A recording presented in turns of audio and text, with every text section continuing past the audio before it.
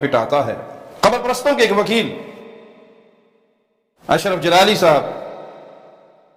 ان کا ایک video clip دیکھنے کا اتفاق ہوا، جنہوں نے جشن عید میلاد النبی کو ثابت کرنے کے لیے امیر المؤمنین فی الحدیث امام بخاری رحمہ اللہ کے ایک عمل سے باطل استدلال کیا اور قوم کو یہ سمجھانے کی کوشش کی کہ اگر آپ جشن عید میلاد النبی کو بدعت کہو گے تو امام بخاری رحمہ اللہ بھی بدعتی قرار پائیں گے، کیونکہ انہوں نے ایک ایسی نماز کا اہتمام کیا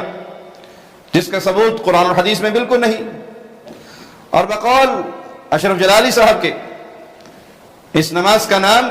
نماز کتابت حدیث ہے، جس کا قرآن اور حدیث میں کوئی ثبوت نہیں ہے۔ لیکن یہاں وہ دبے لفظوں میں یہ اعتراف کر گئے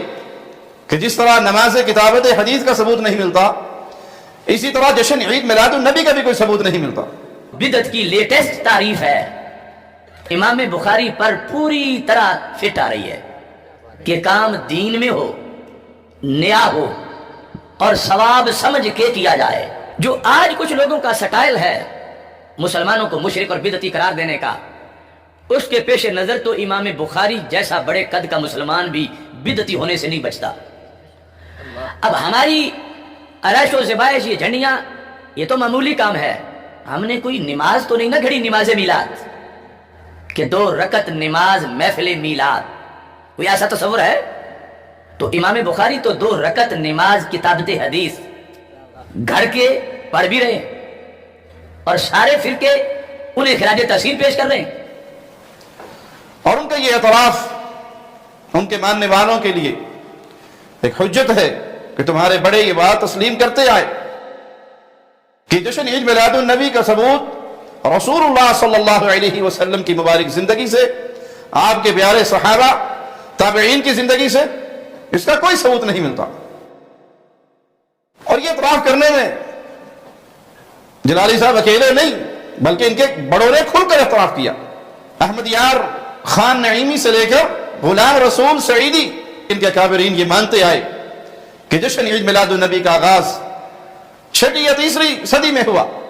اور اس کا صحابہ سے سلف سے کوئی ثبوت نہیں ملتا۔ بلکہ الیاس قادری صاحب،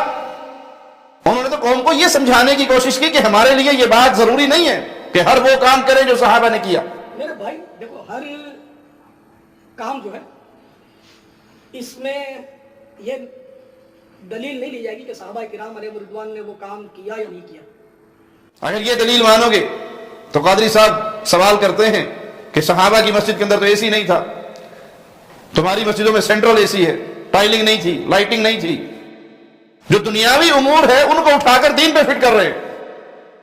اور نیچے بیٹھے ہوئے سبحان اللہ کی آوازیں بلند کر رہے ہیں کہ بہت بڑی دلیل دے دی۔ یہ دلیل نہیں ہے، یہ ڈھکوسلے اٹکل بچو ہے۔ دلیل یہ ہے کہ وہ صحابہ جو نبی کریم صلی اللہ علیہ وسلم سے محبت میں اتنے بڑے ہوئے تھے کہ آپ کا لعاب دہن زمین پہ نہ گرے، آپ کے وضو کے قطرے زمین پہ نہ گرے، آپ کے منہ مبارک کو بطور برکت اپنے پاس سنبھالے رکھے، ان کے لیے اس دن جشن منانا، جلوس نکالنا، جو کچھ تم جشن عید میلاد النبی کے نام پہ کر رہے ہو، نعوذ باللہ ثم نعوذ باللہ، اگر یہ دین ہے تو صحابہ کے لیے مشکل کام تھا جنہوں نے اپنے بچے شہید کروا دیے، اپنی جانوں کی قربانیاں دے دی، جو جنگوں میں اللہ کے نبی صلی اللہ علیہ وسلم کے سامنے ڈھال بن کر کھڑے ہو جاتے، جتنے تیر تلوار نیزے آتے وہ اپنے جسم پہ برداشت کرتے، رسول اللہ صلی اللہ علیہ وسلم تک نہ پہنچنے دیتے، اور آپ محبت میں آ کے یہاں تک کہہ دیتے کہ میرے ماں باپ تجھ پہ قربان ہو جائے۔ صحابہ تو کہا کرتے تھے اللہ کے نبی صلی اللہ علیہ وسلم کو کہ ہمارے ماں باپ آپ پہ قربان ہو جائیں۔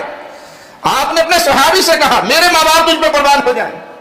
جنہوں نے محبت کی ایسی مثالیں قائم کی کہ ان کے لیے مشکل کام تھا کہ وہ سال میں 1 مرتبہ جلوس نکالیں۔ تو یہ تسلیم کیا ان لوگوں نے، ان کے بڑوں نے، اکابرین نے، کہ اس جشن کا ثبوت نہ تو رسول اللہ صلی اللہ علیہ وسلم کی زندگی سے، نہ صحابہ کی زندگی سے، تابعین کی، اور وہ جو جن زمانوں کی اللہ کے نبی صلی اللہ علیہ وسلم نے خیر پر ہونے کی گواہی دی تھی، فضیلت کی گواہی دی تھی، خیر القرون قرنی ثم الذین یلونہم، ان زمانوں کے اندر اس کا کوئی ثبوت نہیں۔ تو ہم کہیں گے اس ضمن میں امام بخاری رحمہ اللہ کے عمل سے استدلال یہ میری جہالت اور ہٹ درمی ہے۔ ہم جلالی صاحب سے یہ سوال کرنے میں حق بجانب ہے کہ آپ نے دعویٰ کیا کہ امام بخاری رحمہ اللہ نے نماز کتابت حدیث ایجاد کی. امام بخاری تو 2 رکعت نماز کتابت حدیث گھر کے پڑھ بھی رہے ہیں. کیا آپ تھوڑی سی جرات اور بھی کریں گے اور یہ بتانے کی کوشش کریں گے کہ اس عمل کو نماز کتابت حدیث کا نام کس نے دیا؟ اور امام بخاری رحمہ اللہ نے اس کو نماز کتابت حدیث قرار دے کر اپنے بعد آنے والے ائمہ اور محدثین پر اسے لازم قرار دیا. یہ آپ کا جھوٹ ہے اور یہ آپ کا خود ساختہ مفہوم ہے. اور اس کا یہ مطلب بھی نہیں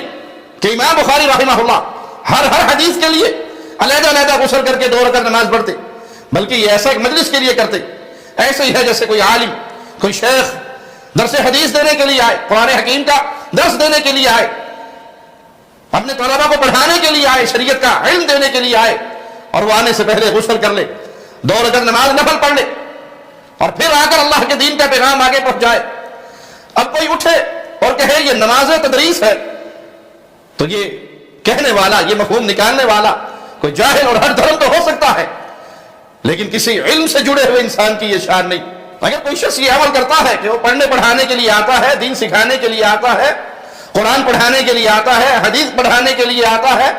اور غسل کرتا ہے، خوشبو لگاتا ہے، 2 رکعت نماز پڑھ لیتا ہے، جبکہ شریعت میں نوافل پڑھنے کی اجازت ہے، کوئی پابندی اور تحدید نہیں سوائے ان اوقات میں جن میں اللہ کے نبی صلی اللہ علیہ وسلم نے منع کر دیا، تو یہ ایک عام عمل ہے، جائز عمل ہے. اور پھر یہ یاد رکھیے کہ یہ امام صاحب کا انفرادی عمل تھا. اس کو سنت قرار دے کر تمام محدثین کو احادیث لکھنے سے پہلے اس عمل کا پابند نہیں بنایا. اور آپ کا معاملہ تو اس کے بالکل برعکس ہے. وہ پرانی بات تھی کہ جشن عید میلاد النبی پہ ابلیس خوش نہیں ہوتا تھا، باقی سب خوش ہوتے تھے. اب تو آپ نے ابلیس کو زبردستی خوشیاں منوائی، زبردستی اس کو نچوایا، اور یہ پیغام دیا کہ جشن عید میلاد النبی پہ یہ جو ڈرامے ہوتے ہیں یہ نہ کرنے والے ابلیس سے بھی بدتر ہیں. مجبور ہو کر ہم یہ جملہ اپنی زبان سے ادا کر رہے کہ عید میلاد النبی کے جلوسوں میں ہونے والی خرافات یہ بدترین خرافات ہیں جس سے دین بدنام ہوتا ہے، اسلام بدنام ہوتا ہے. اللہ کے نبی صلی اللہ علیہ وسلم کی تعلیمات سے اس کا کوئی تعلق نہیں. تم اس حد تک گر چکے ہو، ان بدعات کے ایسے رسیا بن چکے ہو کہ ایک لڑکی کو بنا سوار کر، اس کے چہرے کو میک اپ سے سجا کر، بھڑکیلا لباس پہنا کر اسے تم نے حور بنا کر بازاروں میں گھمایا. اگرچہ اپنی شرارتوں سے تم باز نہ آئے کہ حور کے ساتھ بھی ہاتھ کر لیا. وہ جتنا اس کے ساتھ سودا کیا تھا اس غریبڑی کو اتنے پیسے دیے نہیں، وہ تھانے پہنچ گئی کہ مجھے حور بنا کر ان قبر پرستوں نے اپنے مریدوں کو میرا دیدار تو کروایا لیکن پیسے پورے نہیں دیے. ڈنڈی مارنے سے تم باز نہ آئے، نہ دنیا کے معاملے میں نہ دین کے معاملے میں. تمہارے ان جشن عید میلاد النبی کے پروگراموں میں موسیقی، ساز، یہ سارے وہ بد عمل جس سے رسول اللہ صلی اللہ علیہ وسلم رو کر گئے. لڑکی اور لڑکوں کا مخلوط ڈانس، مخلوط پروگرام، یہ ناچ گانے دین کے نام پر، دنیا کے نام پہ کوئی کرے گا تو اس کو گناہ سمجھ کے کرے گا. اسی لیے شیطان جتنا بدعتی سے خوش ہوتا ہے اتنا وہ کبیرہ کا ارتکاب کرنے والے سے خوش نہیں ہوتا، کیونکہ کبیرہ کا ارتکاب بھی کرے گا تو اپنے دل میں اس کے ملامت رہے گی یہ گناہ کیا ہے، چوری کی ہے، شراب پی ہے، زنا کیا ہے، ڈانس کیا ہے، گانے گائے، گناہ ہے. گناہگار کے دل میں گناہ کا احساس رہتا ہے لیکن بدعتی کے دل میں گناہ کا احساس نہیں رہتا، وہ ثواب سمجھ کے کرتا ہے. اس نے لڑکی کو حورے بنایا اور بازاروں میں گھمایا تو ثواب سمجھ کے. لڑکیوں نے عید میلاد النبی کے پروگراموں میں ڈانس کیے، بال کھول کر، گندی فلموں کے گندے گانوں میں رقص ہوا تو ثواب سمجھ کے. عورتیں بن ٹھن کر نعت پڑھنے کے لیے آتی ہیں اور گا گا کر نعتیں پڑھتی ہیں، اپنے چہروں کا دیدار کرواتی ہیں نامحرموں کو ثواب سمجھ کر. تو شیطان جتنا اہل بدعت سے خوش ہوتا ہے کسی اور چیز سے نہیں. لیکن افسوس ہے تمہارے اوپر جو اپنے آپ کو دین سے جوڑتے ہو، علم سے جوڑتے ہو، اور ان خرافات کو تم محبت رسول کا معیار سمجھتے ہو کہ سوائے ابلیس کے جہاں میں سبھی تو خوشیاں منا رہے ہیں. آپ کی یہ خرافات، آپ کی یہ بے دینی والے اعمال، اس کا امام بخاری رحمہ اللہ کے عمل سے استدلال قطعاً باطل ہے. بینہما برزخ لا یبغیان، ان میں زمین و آسمان کا فرق ہے. اسے کہتے ہیں کہیں کی اینٹ کہیں کا روڑا. جلالی صاحب نے کنبا جوڑا، یا یوں کہہ لے کہ اندھے کو اندھیرے میں بہت دور کی سوجی. یہ تو وہ والا معاملہ ہے. بہرحال اپنی ان خرافات کو ثابت کرنے کے لیے امام بخاری رحمہ اللہ پر بدعت کا فتویٰ ڈالنا یا ان کے عمل کو اپنے لیے دلیل بنانا، یہ جہالت ہٹ دھرمی تو ہو سکتی ہے، اہل علم کا یہ سیوا نہیں۔ اللہ کے لیے توبہ کیجئے اپنے ان اعمال سے جن کا ثبوت رسول اللہ صلی اللہ علیہ وسلم سے نہیں ملتا، اس سے توبہ کیجئے، سنت کے اوپر چلیے۔ ہم آپ کو دعوت دیتے ہیں کتاب و سنت کو مانیے، قرآن اور حدیث پہ آئیے، شرک سے اپنے آپ کو بچائیے اور اپنے مریدوں کو بچائیے، بدعت سے اپنے آپ کو بچائیے، اپنے مریدوں کو بچائیے۔ آپ ہدایت کے راستے پر آؤ گے، سابقہ زندگی کے گناہ اللہ معاف کر دے گا، اور آپ کے واضح کو سن کر جو توحید کے راہ کا راہی بنے گا وہ آپ کے لیے صدقہ جاریہ ہوگا۔ لیکن اگر اسی شرک کی، قبر پرستی کی، بدعات کی وکالت کرتے کرتے دنیا سے چلے گئے، آپ کا گناہ